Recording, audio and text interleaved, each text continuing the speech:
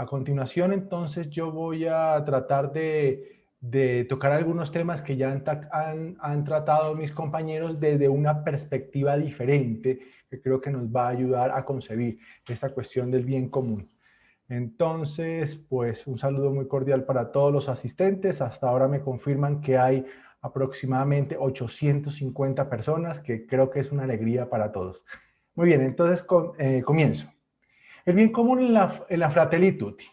De nuevo, Francisco nos vuelve a invitar a movernos desde un llamado a la fraternidad universal y el bien de todas las personas que habitamos esta casa común, con su nueva encíclica social Fratelli Tutti en el horizonte de esta misma doctrina social de la Iglesia. Aquí el Papa ha denunciado las desigualdades y el virus del individualismo. Todo esto es claramente una continuación de la Laudato Si, casi conmemorando los 5 años de su promulgación. En este nuevo documento ahonda en su reflexión sobre los graves problemas que experimenta la humanidad en nuestro planeta Tierra, interpelando a creyentes y no creyentes a considerar seriamente las necesidades de asumir acciones integrales para solucionar la crisis que nos aqueja. La propuesta en la encíclica Fratelli Tutti implica una revisión del antropocentrismo y del sentido absoluto que ha otorgado a la tecnología y a la economía, retomando el punto final de la encíclica de 2015 y profundizando desde la política el encuentro con los hermanos y la consecución del bien común. No es casualidad que Francisco salga al encuentro del otro inspirado en el testimonio de Francisco de Asís para establecer un encuentro con el patriarca ortodoxo Bartolomé y hace poco con el imán Ahmad al-Tayeb. Esto significaría que Francisco con esta encíclica quiere ir más allá del cristianismo, hablando también a los hombres de buena voluntad, a los no creyentes y a las personas de distintas religiones. Su título lo confirma: invitar a la búsqueda de la fraternidad y a la amistad de todos los hombres y mujeres. El mensaje es evidente: es la creación de un nuevo entramado en las relaciones humanas, pero además nos invita a reconstruir lo que no está funcionando.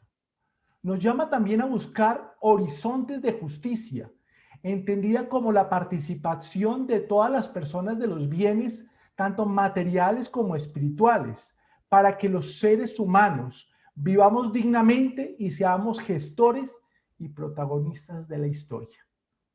Francisco ha venido denunciando y mirando con dolor estos fenómenos económicos que generan desigualdad, pobreza, exclusión y muerte.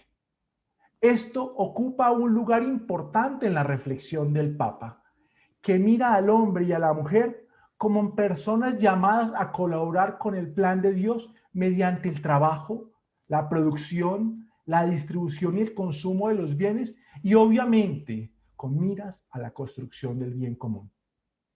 Del conjunto de las relaciones económicas y de las decisiones que toman los que ostentan el poder, se deriva que el deseo desaforado de riqueza de algunos no permite que la distribución de los recursos sea equitativa para todos los miembros que habitamos este planeta.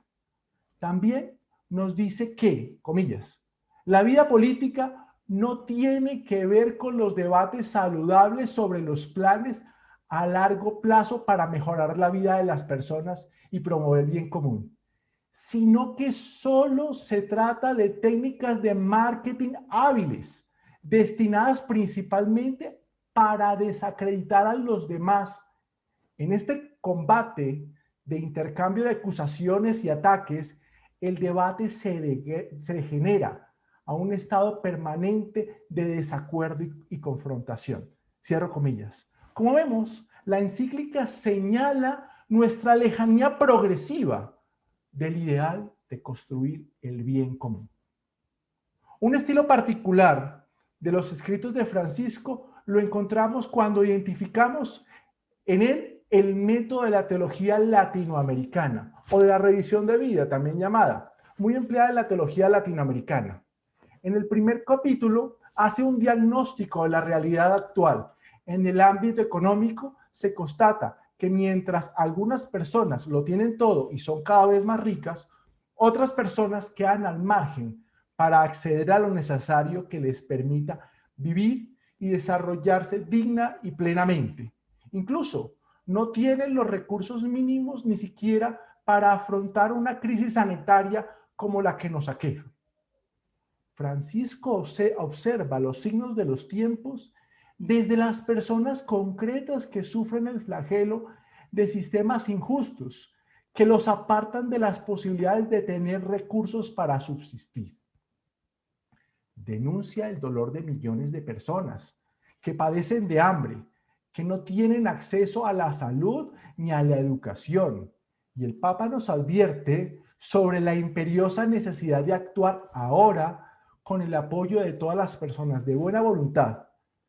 No se reduce su reflexión-acción únicamente a unos pocos entendidos, sino que amplía el panorama invitando a todos los creyentes, no creyentes, a los cristianos y a los de otras religiones a implicarse en esta tarea de construir un mundo mejor. La gran insistencia de Francisco es en el ejercicio de la verdadera política, la cual identifica con el más alto don de la caridad. Esta caridad supone haber desarrollado un sentido social que supera toda mentalidad individualista. Y nos dice, la caridad social nos hace amar el bien común y nos lleva a buscar efectivamente el bien de todas las personas, consideradas no solo individualmente, sino también en la dimensión social que las une. En la segunda parte, proponiendo como modelo el Evangelio, encontramos el momento del juzgar, pero no es cualquier juicio, se hace desde la posición de la víctima, desde la condición del herido se juzga, desde el que no está bien, desde el que ha sido excluido, descartado, tirado al borde del camino. La víctima es el núcleo teológico de la encíclica. Esta parábola es el ícono iluminador capaz de poner de manifiesto la opción de fondo que necesitamos tomar para reconstruir este mundo que duele. Nos muestra que con qué iniciativas se puede rehacer una comunidad a partir de hombres y mujeres que hacen propia la fragilidad de los demás, que no dejan que se erija una sociedad de exclusión, sino que se hace próximos y levantan y rehabilitan al caído para que el bien sea común, como nos dice en el 62. El bien común no puede ser de unos pocos, es el bien de todos. Un bien común universal, en especial de estos más pequeños. Francisco lo presenta de una manera hermosa con estas palabras. No podemos dejar de decir que el deseo y la búsqueda del bien de los demás y de toda la humanidad también implica procurar una maduración de las personas y de las sociedades en los distintos valores morales que lleven a un desarrollo humano integral. El apego a lo bueno, la búsqueda de lo bueno. Más todavía, es procurar lo excelente, lo mejor para los demás, su maduración, su crecimiento en una vida sana, el cultivo de los valores y no solo el bienestar material. Hay una expresión latina, benevolencia, que significa la actitud de querer el bien del otro. Es un fuerte deseo del bien, una inclinación hacia todo lo que sea bueno y excelente, que nos mueve a llenar la vida de los demás de cosas bellas, sublimes, edificantes. Pero este compromiso entraña opciones más profundas que nos lleva a oponernos con radicalidad a los sistemas injustos, violentos y excluyentes que la sociedad actual ha normalizado, a tal punto que ya parecen parte del paisaje. Esta encíclica nos recuerda a la Laudato Si cuando nos dice: ya hemos tenido mucho tiempo de degradación moral, burlándonos de la ética, de la bondad, de la fe, de la honestidad. Y llegó la hora de advertir que esa alegre superficialidad nos ha servido de poco. Esa destrucción de todo fundamento de la vida social termina enfrentándonos unos con otros para preservar los intereses propios. Volvamos a promover el bien para nosotros mismos y para toda la humanidad, y así caminaremos juntos hacia un crecimiento genuino e integral. Cada sociedad necesita asegurar que los valores se transmitan, porque así no se difunde el egoísmo, la violencia, la corrupción en sus diversas formas, la indiferencia y, en definitiva, una vida cerrada a toda trascendencia y clausurada en intereses individuales. Hasta aquí la cita del Papa. En un mundo egoísta, ensimismado y en contravía del bien común, el Papa también nos dice unas palabras particularmente duras a los políticos que han fomentado y explotado el miedo a la inmigración, ignorando el hecho de que los migrantes y refugiados poseen la misma dignidad intrínseca de cualquier otra persona y por lo tanto son dejados al margen de nuestras sociedades, tirados al borde del camino. Como vemos, la invitación del Papa es a no quedarnos mirando los males que aquejan a millones de personas en el mundo, sino a tomar acción a favor de todos ellos ahora. Tener esa ingenua esperanza de que los mercados autorregulados van a terminar con la pobreza ha implicado no erradicarla, sino acabar con la vida de estos pobres concretos. En este sentido, diríamos que la esperanza cristiana no la espera en la caridad. Es un llamado a la praxis evangélica ahora. Y es lo que hace en su tercera parte, la parte más extensa, el actuar. En este momento se proponen las directrices para cambiar la situación del mundo. Se debe cambiar la educación a la juventud, la economía, la justicia. Además, el Papa nos insta a construir una nueva ética en las relaciones internacionales. La fraternidad que señala Francisco implica una doble vía de salvación. Primero, liberarnos del egoísmo que nos enceguece, para ver a los que sufren la injusticia, la pobreza y la exclusión. Ceguera que reproduce esta misma miseria. Segundo, salvar los rostros concretos que no tienen ni para comer un pan, y menos las opciones para salir de los cordones de miseria. Ambas significa procurar el bienestar del más pobre, es decir, poner los recursos al servicio del ser humano y no al contrario. Por ello, todas las acciones deben significar tener una voz profética con respuestas concretas que ayuden a la promoción social y el bien común universal en el hoy de la historia.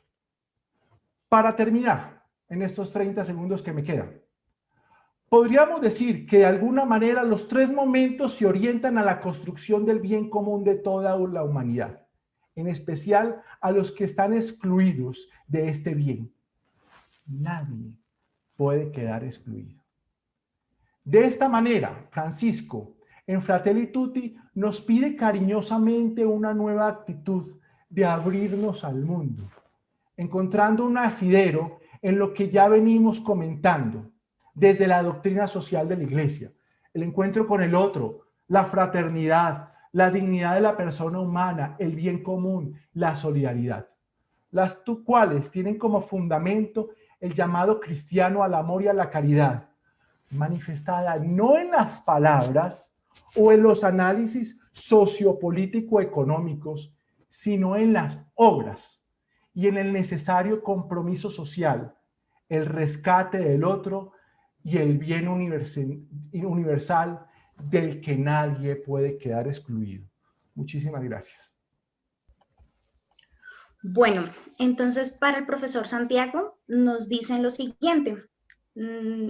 Arlene Duarte dice, vale la pena rescatar la invitación que nos hace Medellín. El año pasado celebrábamos 50 años de este documento que iría de la mano con esa encíclica de Fratelli Tutti, que nos invita a la revisión profunda de vida. Será necesario pararnos frente a esta encíclica como si fuera un espejo donde nos preguntemos qué leen los otros en nuestros rostros, qué leemos en los rostros del otro, del prójimo, del próximo, de mi vecino. Y unido a esto, está esta siguiente pregunta. ¿Cuándo daremos el paso para perdonar de verdad?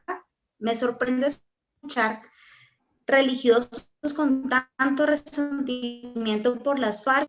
Vale, muchas gracias, Yuri. No sé si capté un poco la pregunta, pero muy bien, muchas gracias. Muchas gracias, Arlene, también por su pregunta.